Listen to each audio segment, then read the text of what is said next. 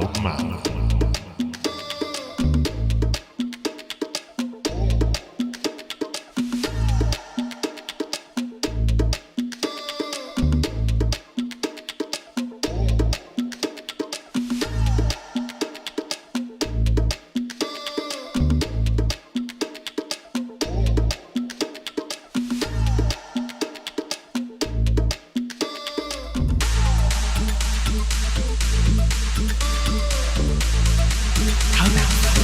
Be your own loud.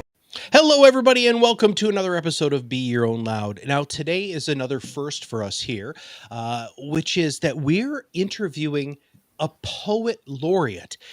This is so fun to me because, one, my best friend in the whole wide world happens to be a professional poet, which is something that is absolutely able to be done. He's also a creative writing professor, and he's also actually been on the Top Advisor Marketing podcast or other show.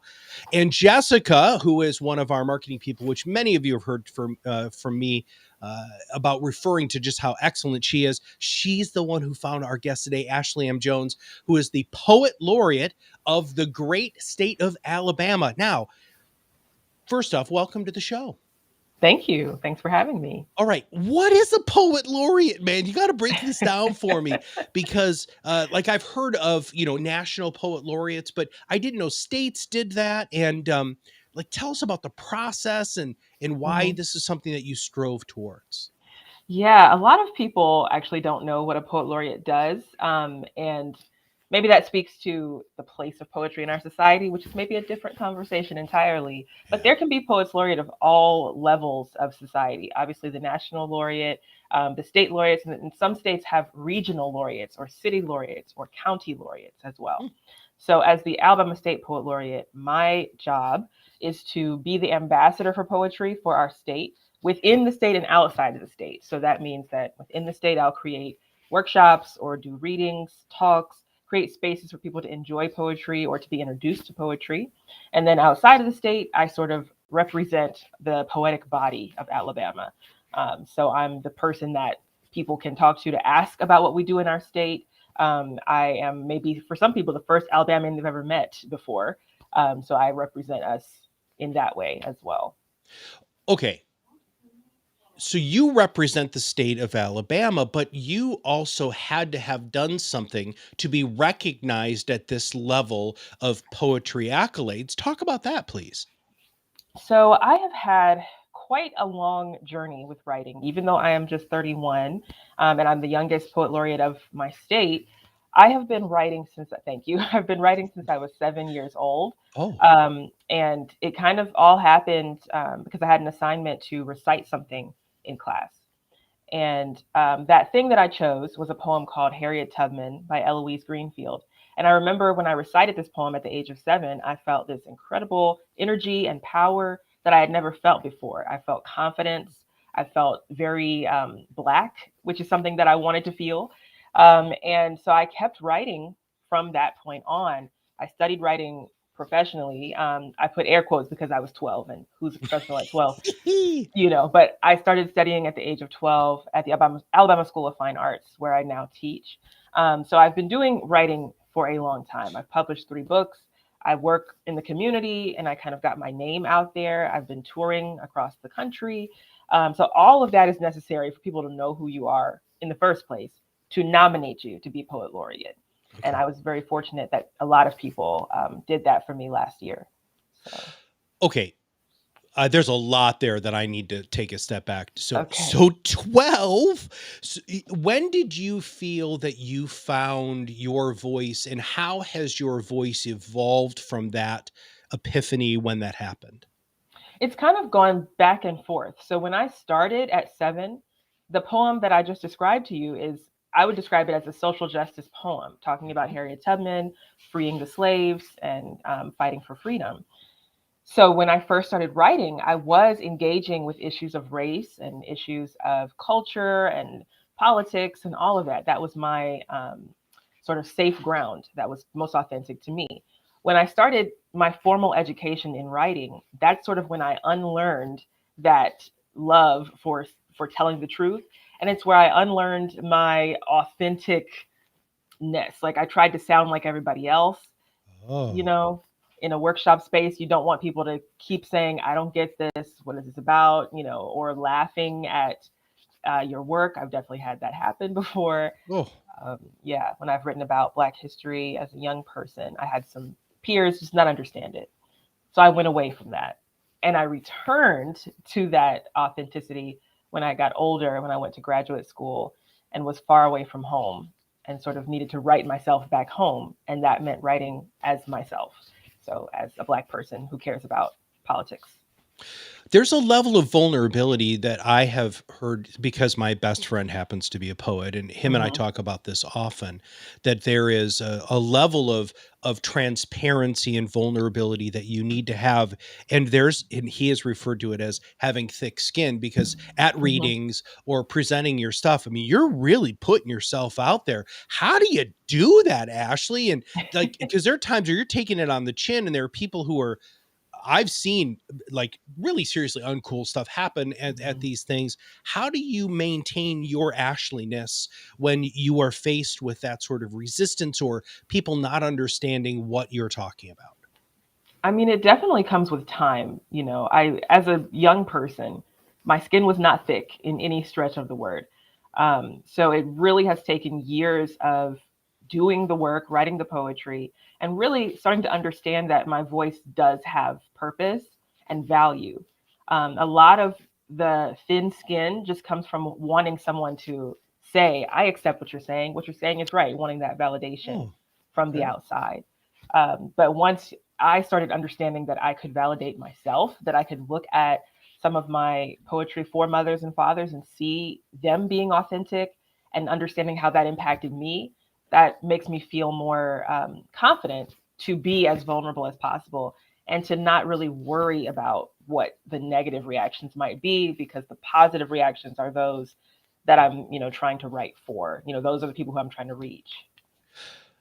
The foundation of this show is to bring people like you on who have given themselves permission to unapologetically be themselves. Mhm. And it's an evolution, right? As you just said, from where you were at 7 to 12 to where you are now, not only as the poet laureate, but a professor, a person who's published 3 books. There is such a confidence in the vulnerability. I have to touch on that because you wouldn't think that those 2 words would be so powerful together. Can you talk a little bit about that?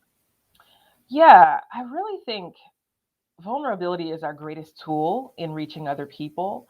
We are all vulnerable. I mean, it's impossible not to be as a human being. There are so many things that we go through in life that impact us and give us, an emotional, reaction. And for me, art is what helps me feel less alone in that vulnerability. So reading poems about Black women being proud of themselves as Black women, or reading poems about, Southerners celebrating the South.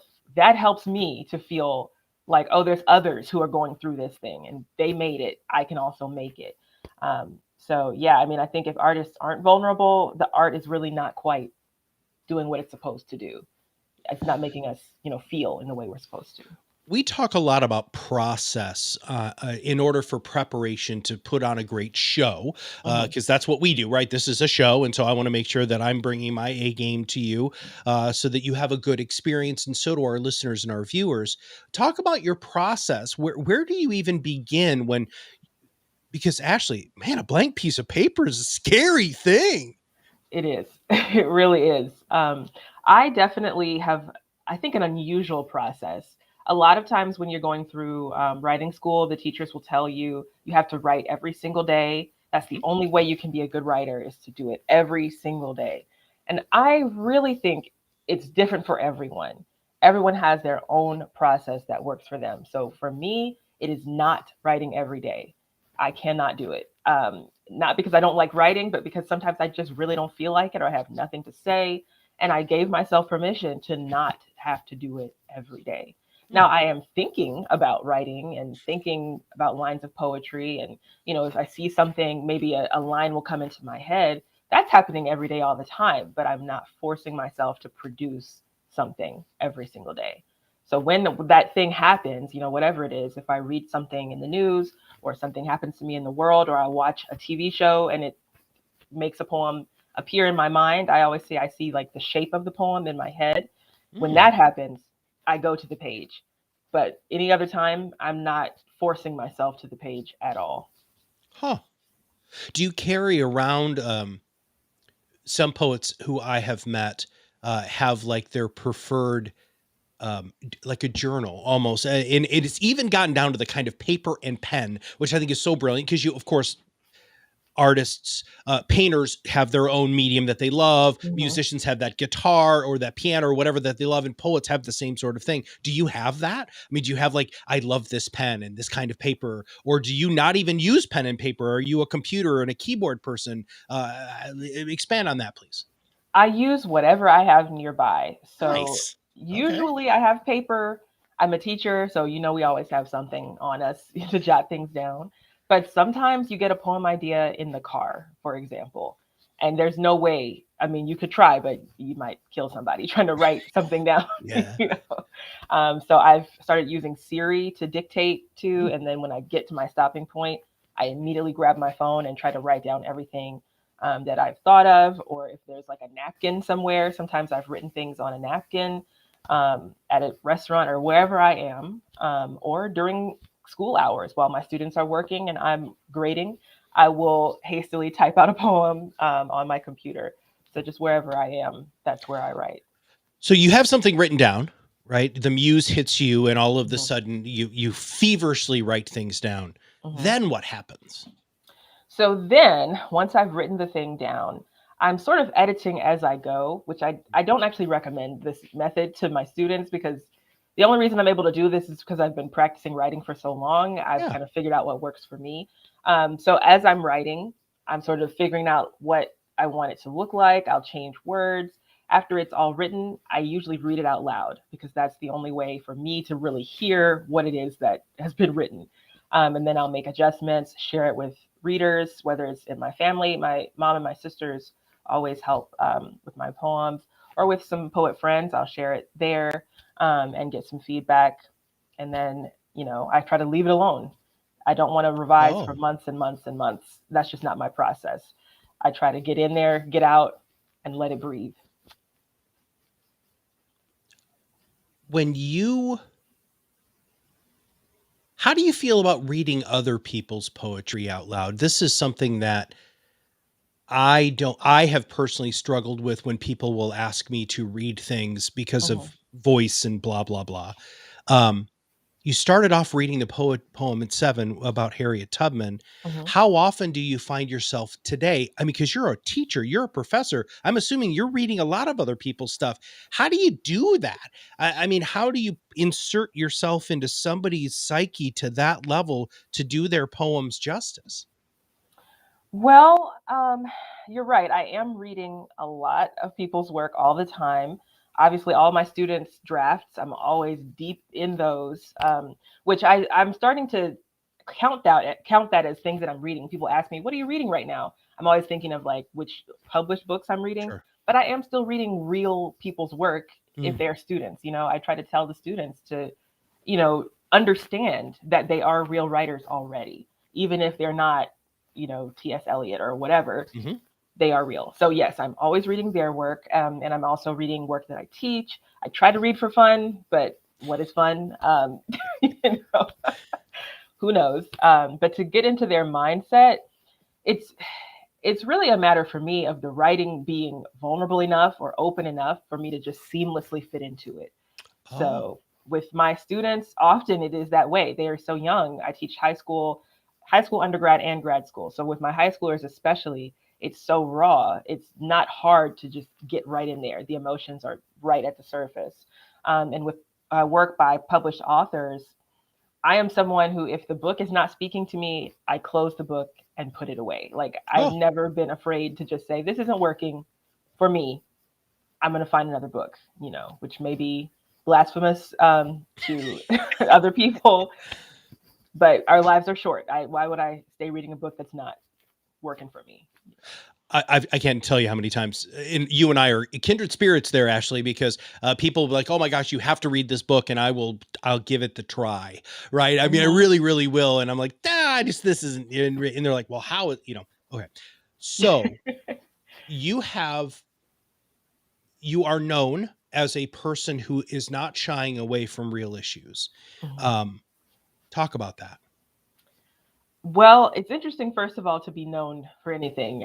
That's exciting and scary at the same time. Mhm. But yeah, I definitely have built my career so far writing books that talk about things that matter to me. I'm a Black person living in the South. So you can imagine, well, living in America, let's just say, it's not just about the South. Yeah. There's a lot that goes on that I have to process constantly. There's a lot that's been passed down to me, from my ancestors that I'm processing.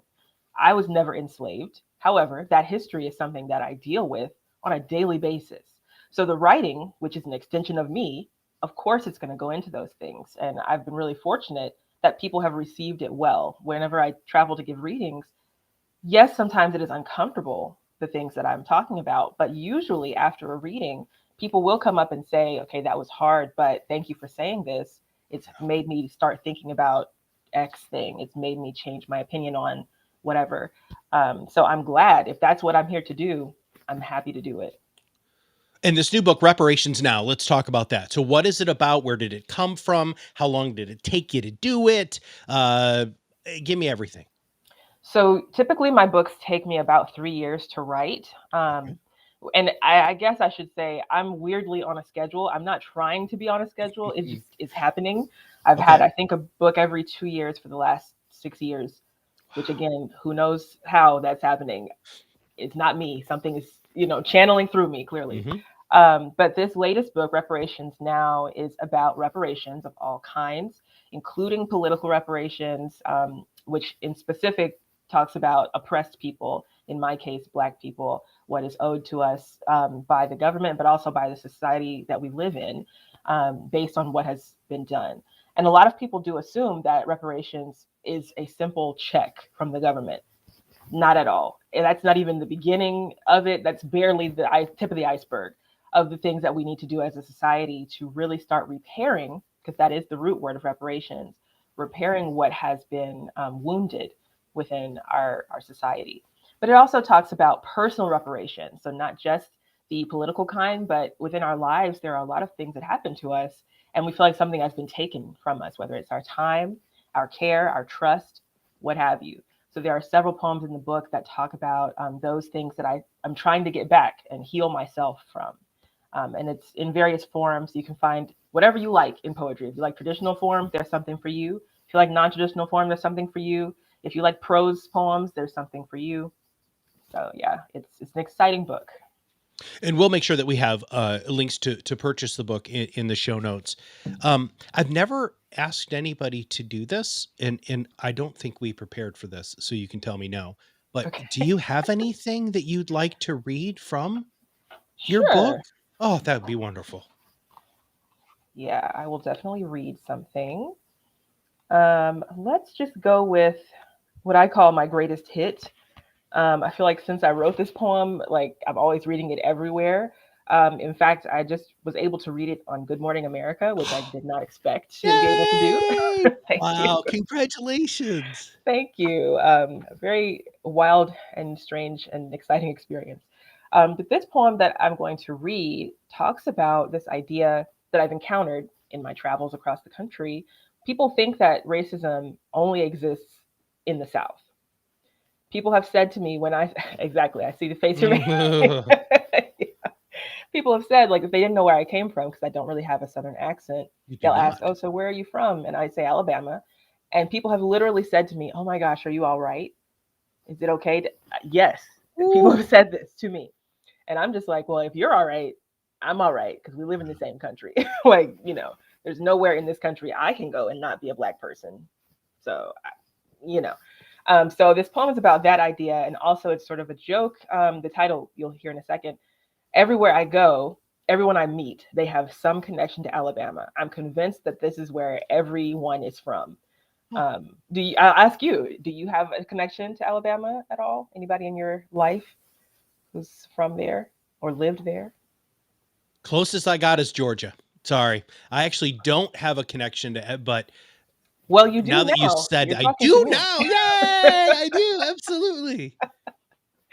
But anyway, so the poem is called All Y'all Really from Alabama, and it begins with an epigraph from Dr. King.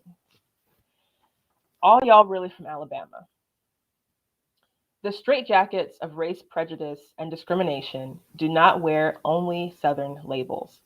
The subtle psychological technique of the North has approached in its ugliness and victimization of the Negro the outright terror and open brutality of the South. Reverend Dr. Martin Luther King Jr., Why We Can't Wait. This here, the cradle of this here nation. Everywhere you look, roots run right back south. Every vein filled with red dirt, blood, cotton. We the dirty word you spit out your mouth. Mason-Dixon is an imagined line. You can theorize it or wish it real, but it's the same old ghost, see-through, benign. All y'all from Alabama. We the wheel turning cotton to make the nation move. We the scapegoat in a land built from death. No longitude or latitude disproves the truth of founding fathers' sacred oath. We hold these truths like dark snuff in our jaw. Black oppression's not happenstance, it's law. That's the poem. How do you do that, man? How do you just organize words like that to make it so impactful? Where does that come from?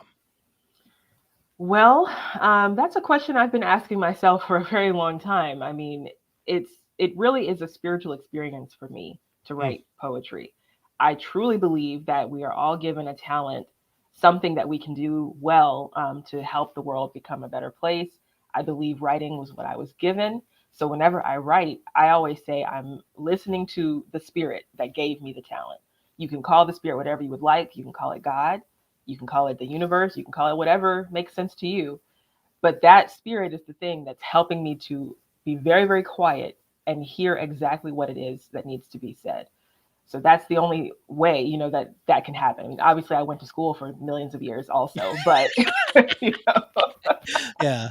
Well, but I love the quiet. And I think so many of us are terrified of the quiet because we either don't want to be alone with our own thoughts, mhm. because we're going to have to realize or come to terms with or deal with things that we don't want to deal with. But in the silence is where that beauty happens, and that silence is where we can learn, and in that silence is where we can wrestle with the things quietly in ourselves to make it so that we hopefully will be able to be the best whatever we can be. Now, to wrap up today's show, I have two more questions for you. The Mhm. first one is, like, you tour this all over the country. Why do you think that poetry is where it is today, and that people are showing up and they want to hear this and they want to feel that connection? Well, I think all of us are very tired of having empty conversations.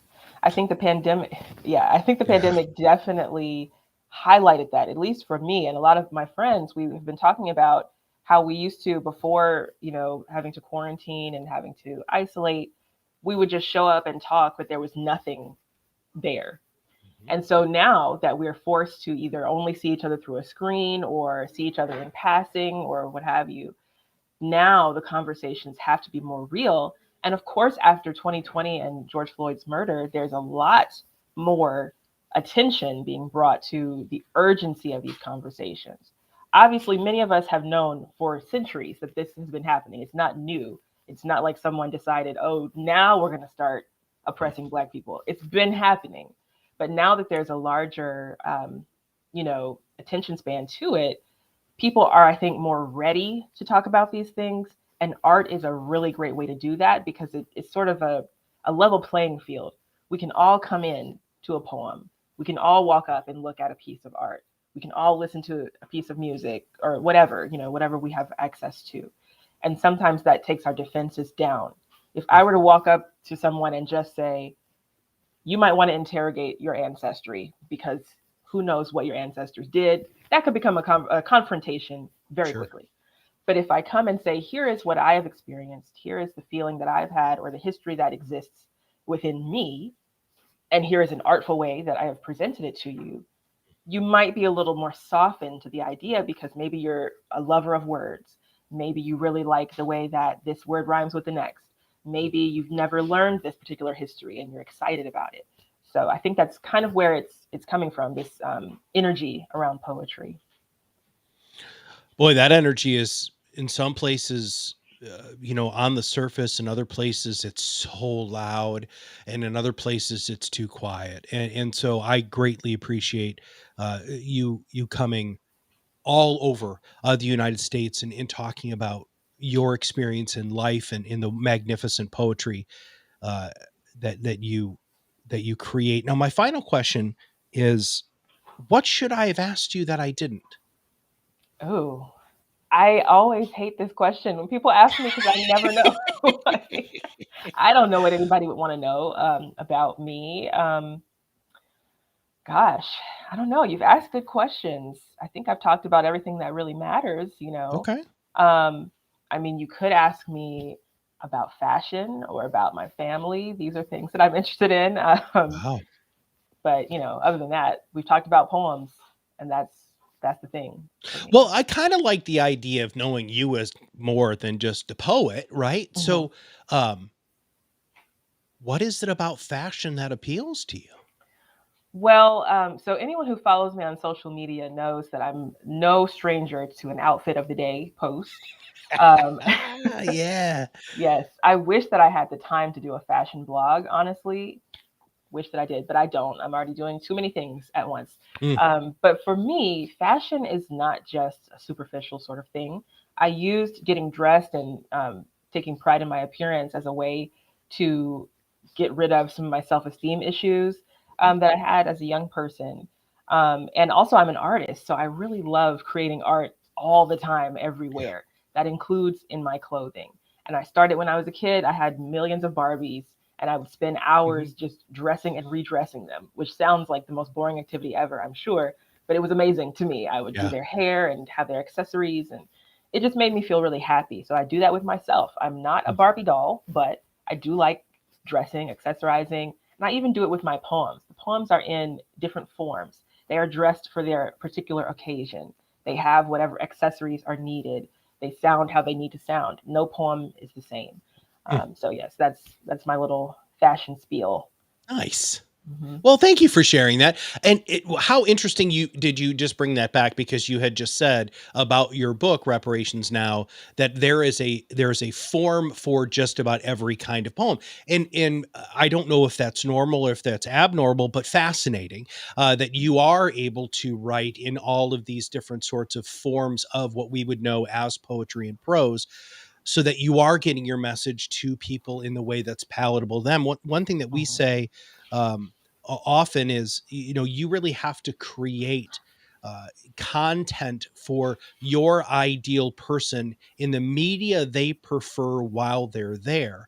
And Hmm. that's what it sounds to me like you're doing with this book is people will, oh, that's the format I really like, or wow, Hmm. even if it's a visual format, which is something that's always very fascinating to me about poetry, is how just changing spacing, where the breaks are, it changes everything. And they're just words on a piece of paper. And it's amazing to me that you have been given that gift. And thank you for sharing that gift with all of us today.